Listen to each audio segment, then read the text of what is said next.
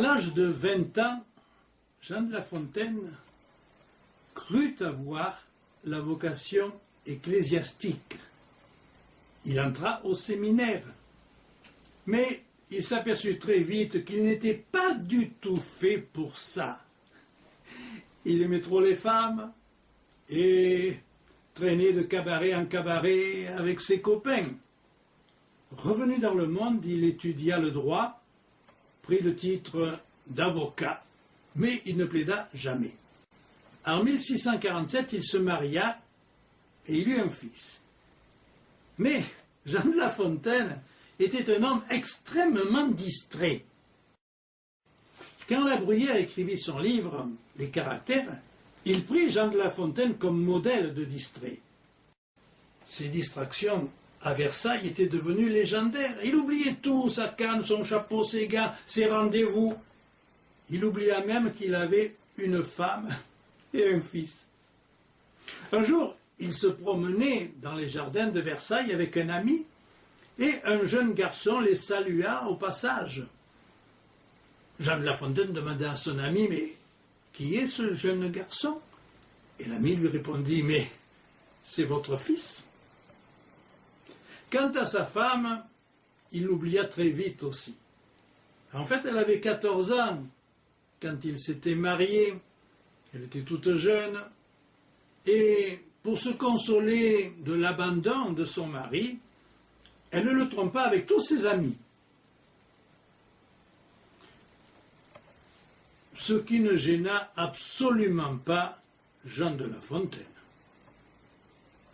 Un jour, pourtant, il fut obligé, pour obéir aux convenances du temps, de provoquer en duel son meilleur ami, qui était également l'amant de sa femme. La Fontaine fut légèrement blessé, après quoi il prit son ami par le bras et lui dit « Bon, allez maintenant, on va aller boire une bonne bouteille à la maison. Et puis je t'avertis, à partir d'aujourd'hui, je veux que tu viennes tous les jours pour rendre visite à ma femme. Messieurs les maris jaloux, prenez-en de la graine. »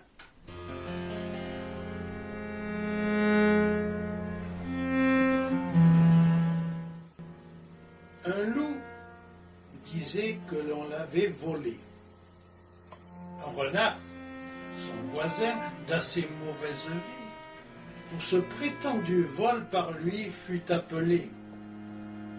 Devant le singe, il fut plaidé, non pas par avocat, mais par chaque partie. Thémis n'avait point travaillé, de mémoire de singe a fait plus embrouillé.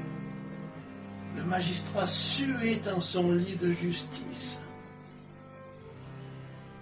Après qu'on eut bien contesté, répliqué, crié, tempêté, le juge, instruit de leur malice, leur dit « Je vous connais de longtemps, mes amis, et tous deux vous paierez l'amende. Car toi, tu te plains, quoiqu'on ne t'ait rien pris, et toi, renard, as pris ce que l'on te demande. » Le juge prétendait qu'à tort et à travers, on ne saurait manquer, condamnant un pervers. Après une première comédie, Jean de La Fontaine fut présenté à Fouquet, le célèbre ministre des Finances du jeune roi Louis XIV. Fouquet le propulsa dans la vie parisienne et lui versa une pension en échange d'un petit poème tous les mois. Chez Fouquet, La Fontaine rencontra ce qui allait être les amis de toute sa vie. Car si Jean de La Fontaine est extrêmement infidèle en amour, par contre, il est très fidèle en amitié, ce qui lui portera tort plus tard. Donc chez Fouquet, il rencontre Racine, Molière, Boileau, Madame de Sévigné. Il fut tout de suite bien accueilli dans cette société polie et galante. Madame de Sévigné disait de lui que sa conversation s'assaisonnait de finesse malicieuse et que ces distractions savaient fort bien s'arrêter à temps pour n'être qu'un charme de plus. Fouquet entretenait une cour égale ou même plus brillante encore que celle du roi. Est-ce à lui que La Fontaine pensa quand il écrivit « Il n'est pas toujours bon d'avoir un haut emploi ».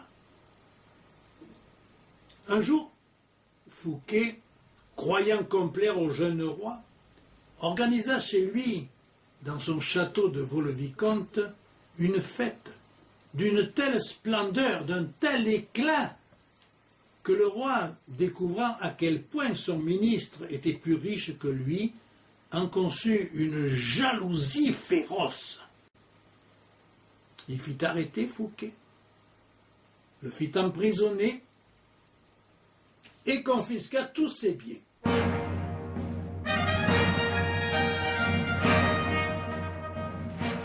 Deux mulets cheminaient, l'un d'avoine chargé, l'autre portant l'argent de la gabelle.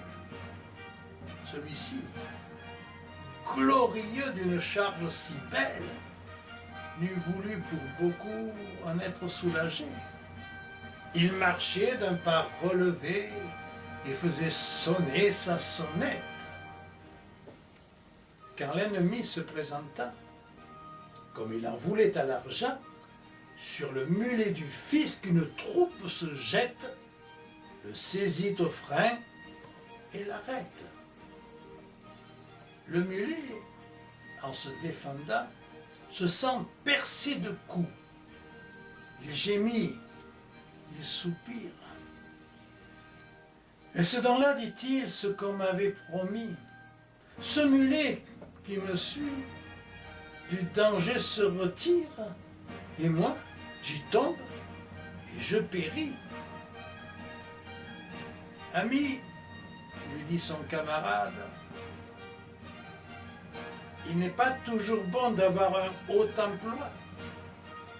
Si tu n'avais servi qu'un meunier comme moi, tu ne serais pas si malade.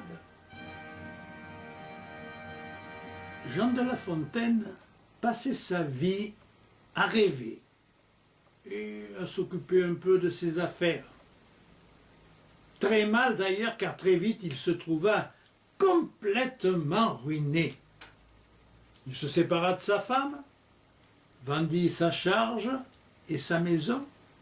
Il s'en tira en perdant tout, fonds, revenus, femme, enfants, emploi. Il était ruiné et libre.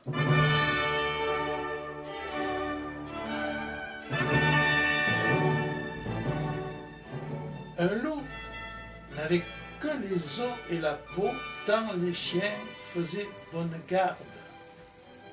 Ce loup rencontre un dogue aussi puissant que beau, gras, poli, qui s'était fourvoyé par mégarde. L'attaquer, le mettre en quartier, Sire Loup l'eût fait volontiers, mais il fallait livrer bataille, et le matin était de taille à se défendre hardiment. Le loup donc l'aborde humblement, entre en propos, et lui fait compliment sur son embonpoint qu'il admire. Il ne tiendra qu'à vous, beau sire, d'être aussi gras que moi, lui repartit le chien.